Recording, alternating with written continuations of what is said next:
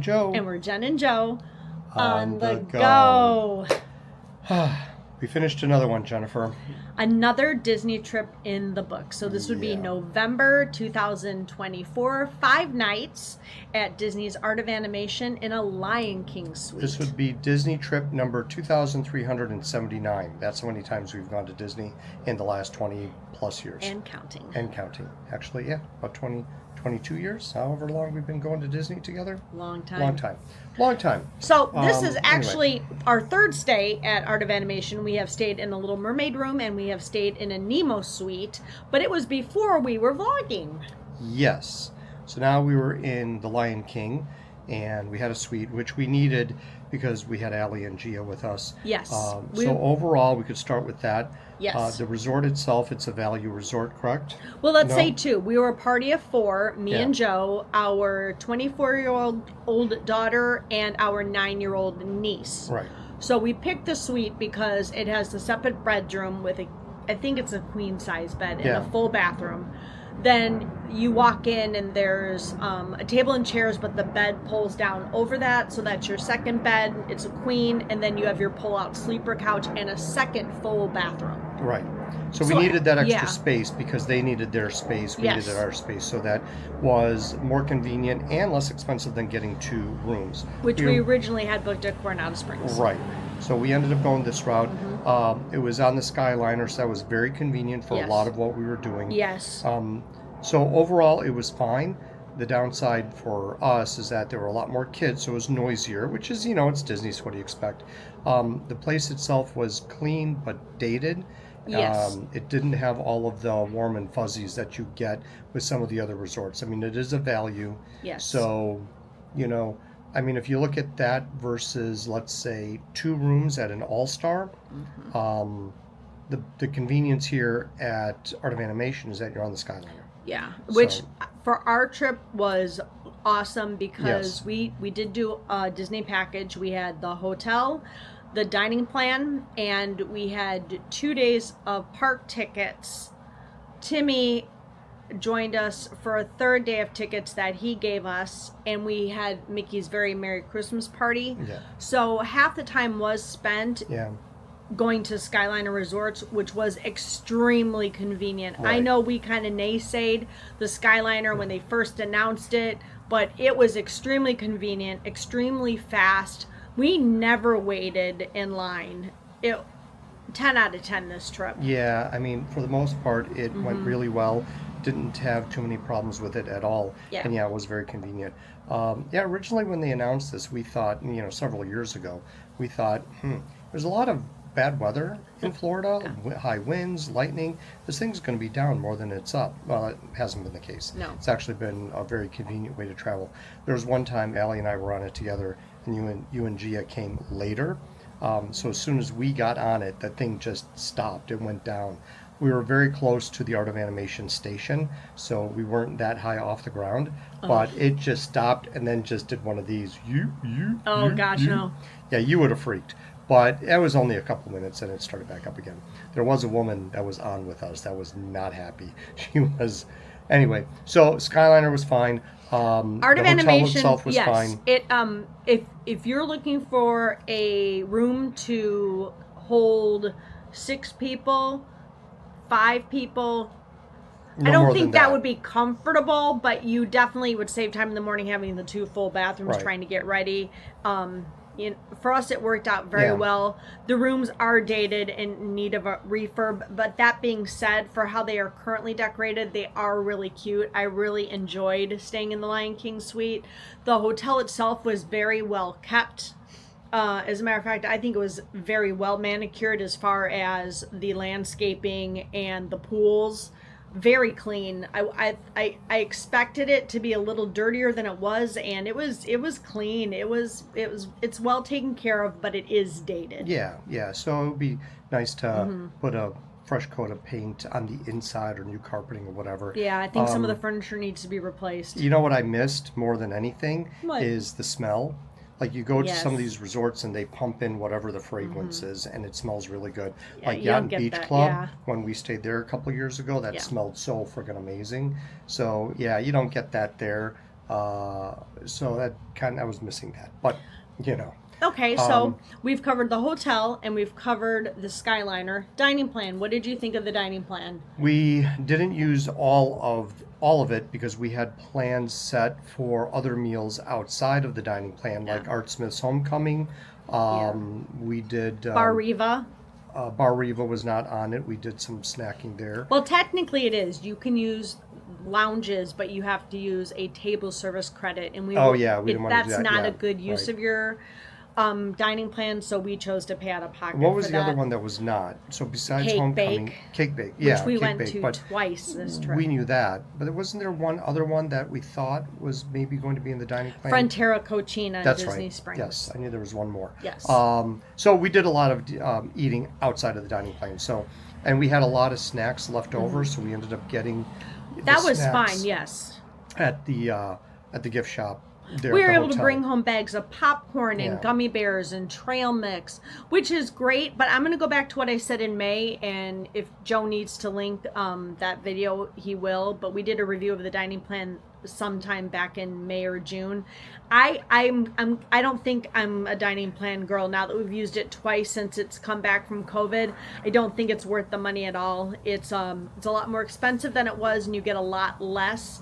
And for us, since we do a majority of our dining at table service restaurants, it was hard to figure out which quick service we were going to use, and also staying at a value. There's one food court, and Right. it has the same food every day. There's Yeah. nothing new or special about it. It's basic. So I don't think it's a good use of your Disney Yeah. dollars. I think it's better to pay out of pocket. And with that, we actually had a couple quick services left over, several actually. So the last night we ended up ordering pizza. Which was 2 quick service credits. Yeah. So we ordered pizza and brought that to the room. Well, It was pretty good. somebody went to go pick up the pizza to bring it to the room, but yeah. Anyway, so we were just trying to use some of that up. Yeah. So after we had an earlier dinner that day, so we were back in the room, and Allie wanted to watch Dancing with the Stars, so we just ordered a pizza and basically, had a pizza party watching Dancing with the Stars. So yeah, and then and the other thing too is that if you have any of the quick service or table service credits left over, you cannot exchange those for snacks like you used to years Before ago. COVID, yes. So the only snacks that you can get are with your snack credits. So if you're doing the dining plan, make sure you plan it out and use your credits wisely. And then the rest of it, we did 4 days worth of parks. We did Lightning Lane. I know, hypocrite. Yeah. But having traveled with our daughter and our 9-year-old niece, it was kind of a must this trip. And I think if we didn't have it, we would have struggled to get on rides. It was pretty crowded. It was Veterans Day weekend. It was a high capacity weekend. And But it didn't seem horrible. It didn't. Because part of the day, let's say at Hollywood Studios, Rise was down. So a lot of the people that would be on that filtered into other rides. That's true. So, I think, yes, if we didn't have Lightning Lane, we'd be waiting in lines a lot longer, and the day would have been, just a longer day. And we were there for a long day as it was. Yeah.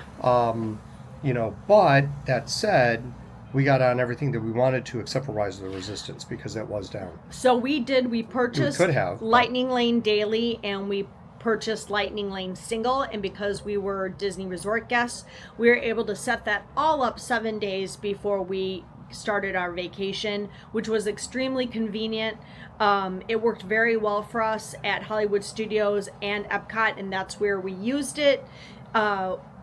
I was able to keep picking up stuff throughout the day. We rode everything we wanted to ride. The only thing we missed at Epcot was Frozen. I couldn't get a Lightning Lane for that at all, but we were able to ride Ratatouille twice, once with Lightning Lane, once without.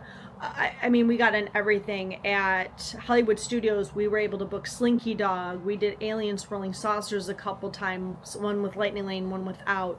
We did Smuggler's Run. We had to do rider swap with that because Gia didn't want to ride it. But we got on everything we wanted to. And then before Mickey's Very Merry Christmas Party, which we bought a ticket to, I was able to book Lightning Lanes for Seven Dwarfs Mine Train and for Tron before we had dinner and before the party started, which was great. Yes. So got to do Tron for the first time, which I really, really enjoyed. That was a lot of fun. And you got to do Seven Dwarfs. Yes. So when Gia and I went on that later, it was a 30-minute posted time. This is during the party, so it's lower crowd. But it said 30 minutes for a wait time. I think we waited less than, well, about 15, so it was less than half of that. And so that was fine. There really wasn't a long wait for anything when we had to wait in line. Yeah, Mickey's Very Merry Christmas Party. It felt very crowded during like the fireworks show and the parades. But we walked on to everything. Pretty much, yeah. There was very, very, very low waits. Allie got on Space Mountain 4 times. We got on Seven Dwarfs Mine Train. We rode Big Thunder Mountain. 3 some times. of us 3 times. 3 times or 4 Pirates, times. Haunted Mansion. I mean, and then Allie got evacuated from Pirates. She did. It was the end of the night. Yes. It was after 10:30. She was going to ride it one last time, and it got stuck. It was stopped. more like 11:30. No. It was because the party. She got evacuated after the 11 o'clock parade. Oh yeah, that's right. Because So- it was on. It was open until midnight. So yes, it was 11:30. Yeah, sorry. And I had cast members had to direct me to where she was going to get off. So I wasn't asked to leave the park because they didn't know how long it was going to be before she was able to get off the ride. Yeah, so she got stuck at the beginning part before the drop. So right near the beach where the skeleton is. On the left-hand side, so she was evacuated from Pirates. And we will post some of that footage when we post our Very Merry Christmas Party video because it was really cool to see the turn little on bit the that lights. she was, a little bit that she was able to shoot. If she was down in the main part of the ride, I think it would have been a little different. But she was up at the top, so anyway, so there was that. Back to Epcot, which we did on Tuesday. We got to do Guardians of the Galaxy first thing in the morning, and then we ended up getting a virtual queue for it for later in the day. Yep. But we ended up not doing it because that went down for a little bit. I'm not sure exactly how long, but that pushed our boarding time to much later. And at that point, that was day 4 of parks, and we were all wiped out. Hence, going back to the room, having the pizza party, so Allie could watch Dancing with the Stars. And if you watch our videos, you know that we aren't big stay in the parks all day and all I haven't night. done that for a long time. Yeah, we're kind of like go in after breakfast, an hour or 2, and leave. Yeah, and that goes back to when we were AP holders, and but we had Gia with us. Allie had not done a lot of this stuff before, so we wanted to make sure that she was able to get some of the stuff. And I had never done Tron before, so it was very, very cool and very great that we were able to do all of the things that we did. Yeah, so, it was a really good trip. But I do know personally that I do not like to be in the parks from open till almost close. That is not how I like to do Disney. God bless you all who like to do that day after day after day on your Disney vacation. Again, I had feet problems, and I think I pulled a tendon in my left foot. Now twice this year, now May and now this time. You need better shoes if we're going to do these parks. And I thought like I this. had good shoes too. Yeah, and me, I've been wearing the same ones, and it's still, my feet were tired, but for the most part, they were not too bad. I did okay. So the parks were fine. We had a really good time. A lot of fun with a lot of it. The hotel, the Skyliner, the food. Overall, it was just nice to spend time with Allie here, and then taking Gia again, because we'd not done that for a number of years. So it was just really great doing that. And then let's talk about restaurants real quick, although we will be posting full dining reviews on mostly everywhere we ate. We were able to book Cake Bake Shop twice, and it was 10 out of 10. Yes. I would not let the prices discourage you, because we did a price comparison to the exact same meals at Olivia's for breakfast and at Grand Flirting Cafe, and Olivia's actually came out slightly higher for their French toast than did Cake Bake. For the the typical breakfast of 2 eggs, bacon or sausage, potatoes, and toast, it was only 99 cents more at Cake Bake Shop, and it was the same price at Olivia's and Grand Flirting Cafe. I do know that dinner is more expensive, but we really enjoyed breakfast. We got to try a piece of the chocolate cake. I thought it was excellent, and it's going to become a must-do restaurant for me going forward. I agree. I think, the prices being what they were, I think the sticker shock came with the price for the cake. Yes, the different I types agree, of cakes and pies that 100%. they have, especially this chocolate cake that we got, which is her signature. And I don't even cake. like chocolate cake, and I But would 100% order it again. part of it is the ingredients that they use. If you're using finer ingredients, you're going to High end quality. up with a finer end product. And there are a lot of times you walk out of a restaurant feeling fat, bloated, full, kind of gross, especially after dessert for me. I did not feel that way with No, this I at didn't all. either. So again, I think it speaks to the ingredients, the staff. 10 out of 10. No, 20 out of 10. 20 out of 10. Like the people that we spoke to, each person just I can't say that enough. So when we rate restaurants, it is ambiance, service, and food, and they just knocked all of those out of the park, honestly. So yes, when it comes to all of that, Cake Bake definitely we cannot recommend it Number enough. one. Yes. Number one new favorite. Yeah. Yes. So we've been very pleased with all of that, and there was a lot that we learned about it too. So first Danielle, who took care of us on Saturday, and then Hannah took care of us on Wednesday. They both gave us a lot of information about the person, Gwendolyn, who opened the restaurant. Gwendolyn Rogers. And then also what she had to go through to get this place open, a little bit of history and backstory to it, and one of which is just the location. She wanted the ESPN Zone location. That's what she took over, where ESPN Zone used to be on the boardwalk, at the Boardwalk Hotel. And if you think about it, the location is about as prime as you can get, because the initial thought was, oh, it's a boardwalk. Wouldn't you want to be somewhere like Disney Springs? Well, the boardwalk. Can you get this bee off of my back? Get it off of my back.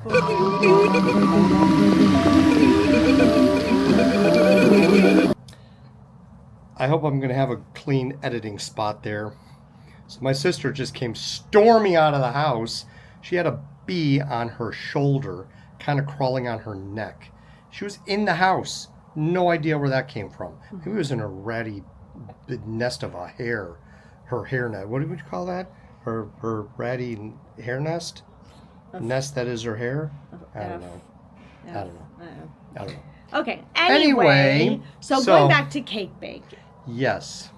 I don't even know where we left off, where did but we it leave was off? absolutely amazing. Oh, we were talking Gwendolyn about wanted the ESPN zone. Right. So I was thinking, as I'm thinking this, why would she want it? Because where Boardwalk is located, you'd have to go to the hotel to get to this restaurant versus going to Disney Springs. So would it be easier at Disney Springs? Perhaps, maybe. But ESPN Zone, where it's located in that corner, you have people at Boardwalk, you have people at Yacht Beach Club, you have people at Epcot, you have people on the Skyliner that are going by. So it's just very easy and convenient to get to it in other ways than just going to the hotel. And if you're a Pop Century or Art of Animation, it is literally a Skyliner ride or two away. Right. So it definitely is worth it for sure. You definitely want to check that out, because that was a highlight of our trip for sure. Yeah. The two best meals we had, both at that place. And Homecoming was again consistently amazing. Well, so okay, let me rephrase. The two best breakfasts we had were at Cake Bake. The best dinner was obviously Art Smith's. But I'm going to also shout out Beaches and Cream. Yes, it is mediocre food, but the desserts are a 10 out of 10. Yeah. If you just want a burger or chicken nuggets or chicken tendies and french fries, or you have picky eaters, that is the perfect place to go. And Kimmy, our server, she was a 10 out of 10. Yeah. She was amazing. We actually did a cast compliment for her because she was so fantastic. Yeah, I mean, it is simpler food, obviously, and it is what it is, and a lot of people go there for the ice cream. We had, I think, 4 or 5 kitchen sinks that they brought out. They do this whole big presentation if someone orders a kitchen sink. It's really cute. Which is a huge sink full of ice cream and whipped cream, and it's a whole can of whipped cream. Yeah. The whole can? Yeah. So, anyway, it was pretty cool. Frontera Cucina was excellent as usual. Yeah. Avocado margarita that we had there. I wanted to stop at the Mexico Pavilion and get another avocado margarita when we were in Epcot, but we didn't make it. So, but at least we had it at Frontera. Thank goodness they're doing it there now too. The plaza at the Magic Kingdom was also very good again. It was very good back in May, and it was just as good this time. Yeah, I had the crispy chicken sandwich that Allie recommended. Yeah, it was very good. And it's nice you're limited with some of the restaurants in Magic Kingdom. Sure. There's that. There's Tony's. There's Skipper Canteen. But Plaza has been okay for us. We've enjoyed it. I know it gets a bad rap. A lot of people don't like it, but we've had nothing, honestly, but good experiences there. And I think Skipper Canteen is more fun. Yes. I do enjoy that place the best out of the three. I guess Crystal Palace is another one, but that's buffet. Is that buffet all the time still? Do they go back to buffet? Maybe. Yes. So, and then there's Beauty and the Beast, Be Our Guest. So I guess you've got those two as well. But still, out of all and of Liberty them, Tree Tavern. Oh yeah, Liberty Tree. We haven't been there in a while. We do have a few in Magic Kingdom. Why did I always think it was only 3? Liberty Tree we really liked. That was consistent. The last time we did that, that was also very, very good a couple of years ago. That was post-COVID, so that was still very good. So anyway, meals were good. Overall, our Disney trip, although tiring and not as relaxing as July, was a plus. It was a really good trip. If you can visit Disney during Mickey's Very Merry Christmas Party or anytime during the holidays where everything is decorated, it's my favorite time to visit Disney. And our weather was beautiful. We didn't have a drop of rain. Did we? No, it did rain when we went into on Sunday when we were at Hollywood Studios. Yes. Just as we were going into Toy Story Mania. Yes. It rained for a few minutes. Yes. Because by the time we got back out, it was done. Yeah. So we literally timed that great. So yeah, 10 out of 10. Visit during the holidays. If you want to see everything before it really gets crazy during the week of Christmas, the week of Thanksgiving, I suggest going right after Halloween, the very beginning of November, and I would suggest going the very beginning of December. I think those are the best bang for your buck times to visit during the holidays with less of a chance of crowds. It's always crowded at Disney now, but I think it's a little less chaotic at those points. Also, highlight of the trip for sure is the Very Merry Christmas Party. Again, that's also expensive. 10 out of 10. But it was a lot of fun. And the fireworks show and the parade both were even better than I remember from a couple of years ago. I think the music was a little different for the fireworks show. Yes, it was. And the definitely. parade was a little different. 2 highlights for sure with the way the fireworks went and with the music in unison with the fireworks, especially the very end of it. They go all out with that show every night. But 4th of July and the Christmas party, especially the ending. Then also with the parade, the toy soldiers marching. There were more of them this time than what I remember. And they just were marching in unison into the beat of the music. So I really liked that. That was very cool. And Cinderella's little white ponies were pulling her carriage. Yes. And it was a sight to see. Yeah, that was very, very cool. Because we did actually get to see those horses at the stable at the Triple D, what was the name? The Triple D Ranch. Yeah, the Triple D Ranch. That's what it's called, right? The Triple D Ranch at Fort Wilderness.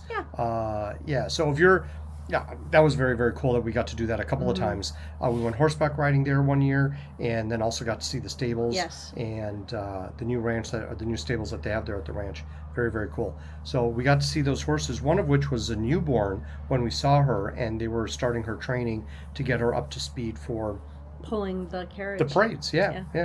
So that was very cool. So overall, definitely a good time at Disney. So help us out. If you enjoyed this video or any of our other videos, please like and subscribe. Hit that notification bell. It really helps our channel a lot. Helps put our videos more out there to the world. I mean, as much as we can. Got a lot of little bugs flying around the camera right now. See that one right on the... I do. On the view screen? All right. Okay. Anyway. Well, thanks for watching. All right. Well, you didn't do our outro. That's because I'm trying something new. Oh, no, we need our outro. It's our thing. So don't forget to like and subscribe and hit that notification bell because you don't want to miss any of the next Jen and Joe on the go action, because you know what? This trip series is just beginning. Well, this is really the end. No, I think we should post this first. You think? Yeah. We'll see. Let everyone know how great it is so they want to watch what we have talked about. Oh, okay. We'll see. We'll see how the editing goes. You're going to put me all out of order with You'll see it at some point. You'll see it at some point, yes. Bye. All right, bye.